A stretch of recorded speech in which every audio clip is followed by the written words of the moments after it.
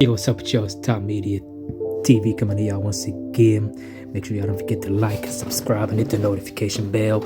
So this is a little background on the beef between the A-Trays and the Rollin 60s since 1979. As people would say, the deadliest beef in LA history. So let's get right into it, y'all. So these two gangs started off as allies in the mid-70s, and then one incident kind of made this beef go crazy, where both sides would become mortal enemies, as Master Cody would describe. Ran everybody off.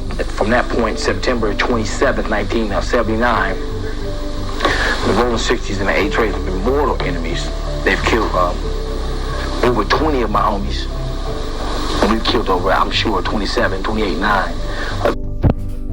So the first murder in this war would be the murder of this person right here, Tyrone Hardiman, who was the brother of OG Big Rick, one of the leaders of the Rollin 60s. This dude got killed in 79. He was only 15 years old. So the first murder was Lil Big Rick's younger brother, Tyrone Hardiman. It was said that they was fighting over a girl. This is Fatty from the A-Tray GANGSTERs, who was actually fighting with Tyrone over a female, and this is the dude that was getting into it with Big Rick's younger brother. He would eventually, fight Tyrone, and somebody else would actually kill Big Rick from the A-Trays, who was actually a new recruit from the 90 GANGSTERs. And that will be the start of a war that is still going on to this day, 40 years and more. A lot of people have died in this war also, but as y'all can see, this dude was described as monster, as a big time OG, a fighter, a big squabbler, a swole dude. Even as a youngster, he was described as being built as a trucker by Master Cody. Two 15, 16-year-old dudes squabbling, as y'all can imagine.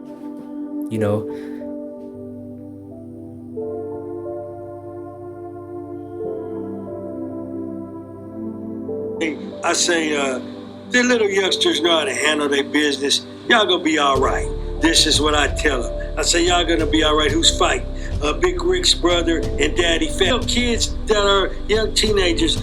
I believe he just got to the 10th grade, one of them. Daddy was built like a but these dudes were giant. So that was Q's describing, Fatty as a giant, even at 16, 15 years old, on Kev Mac Videos. Credit to Kev Mac Videos for getting the interview of Master Cody before he passed away. Shout out to Kev Mac Videos. Fatty started fighting with Tyrone. Tyrone's brother was Big Red. Fatty fighting. Boom, bad, boom, both big youngsters. Boom, bad, boom, bad, bad, bad, boom. Squabbling. Who named Daryl Oaks, the hood just recruited. He was really from 9. So Master Cody goes on to describe a new recruit by the name of Daryl Oates, originally from 90 GANGSTERs, pulled out a gun. He didn't know what was going down, as he was from the set too short of a time. He pulled out a gun and shot Tyrone in the head, and shot another dude named Bogart, another OG from the 60s, in the chest. So with that first murder, there was a point of no return, as that murder just escalated and a whole bunch of other murders was to follow, especially in the 80s, which was a very, very critical time where a lot of murders was going down on sight. One particular murder which would have serious consequences was the murder of OG Mumbles, who was a notorious murderer from the Rollin 60s and a killer, a major reputable dude. This is Mumbles right here, as y'all can see. This dude right here was killed by a brother named Joker from the A-Tray. This is Joker right here from the A-Trays, who had killed Mumbles.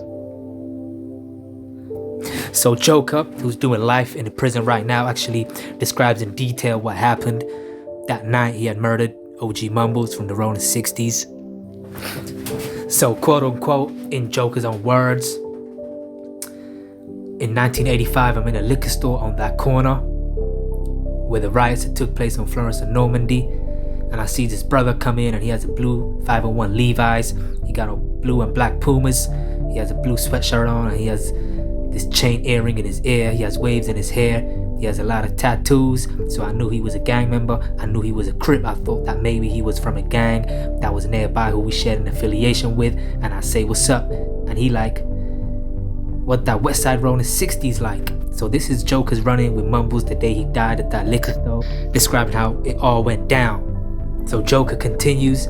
Now that was the worst thing he could have said to me at that time, because I was at the height of my career as a gangbanger. I was age 19, I had already been to camp, I had already been to YA, I had already been involved in many altercations between the A-Trays and 60's. So when he said that, I felt disrespected. I said, F Rollin 60, fool, this is A-Tray Gangster. So at that point, I see another guy in the liquor store. He's standing by the door. I'm thinking that I'd been set up and now I'm gonna get ambushed. The next thing you know, it seemed like everything slowed down. A guy I know came into the store and he's like, what's happening, Joker? I say, ain't nothing, man. I say, these dudes are tripping. These dudes are trying to get me.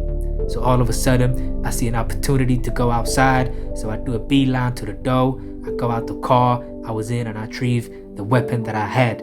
When he came outside the liquor store, it happened so fast, it was automatic. I didn't really think about it. I shot him 5 times. I remember his eyes. His eyes were really big. His eyes were really wide open. The person I shot outside the liquor store was Stanford Bursey, aka Mumbles.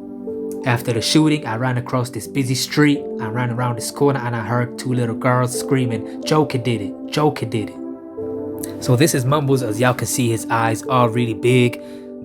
Joker was describing his eyes and remembering how they were so big and how they were wide open.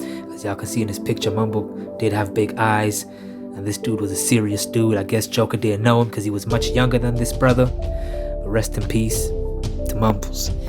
After this murder, the 60's were enraged that one of their reptibles was killed, so they went out looking for Joker. And after they had found out his address, the unthinkable had happened. They had went to his house, opened the door, they had knocked on the door, somebody opened the door, they had asked for Joker, and since Joker wasn't inside, they had killed his mother, shot his mother, and killed Joker's younger brother who was not affiliated with the Rollin 60's. In the LA Times article, prosecutors said Bessie Mae Ross, who was Joker's mother, 54 years old, and her son David, 15, an aspiring actor, was shot to death in September 1985. At their West 51st Street home, seeking revenge against David's brother Tommy, who was Joker. Bessie Ross's husband Robert, a retired minister, was attending church at the time of the slayings. But Milton will seek the gas chamber for co-defendant Rodney Glaze, who orchestrated the retaliation. Rodney Glaze is Petey Wack. So this is Petey Wack right here, who prosecutors are accusing of orchestrating the murder. Petey Wack is doing life behind this murder, behind these murders right here. You know, only God knows whether he orchestrated it or did it or not. Nevertheless, he was one of the dudes who was actually convicted of this murder. So the murder of Mumbles really had devastating consequences. It was a lose-lose situation on all sides. Rest in peace to all the people that died in this situation, especially the mother and the young boy. While the 60's and the A-Trays were getting into it, they were also fighting off the blood gangs in their surrounding area. The Inglewood families, the V&Gs, and the Harvard Park Brims. The Harvard Park Brims was also very close to the 60's in their proximity between their neighborhoods, and they were engaged in a war also. One particular violent incident involving the Harvard Park Brims against the Rollin 60's was the murder of 3 Rollin 60's in one shooting incident by Marcus Stewart Adams, aka Lil Sonny. So this is Lil Sonny, who was actually condemned to death row. He was sentenced to death in 2003 for the murders of Creep, Peanut, and Baby Peanut.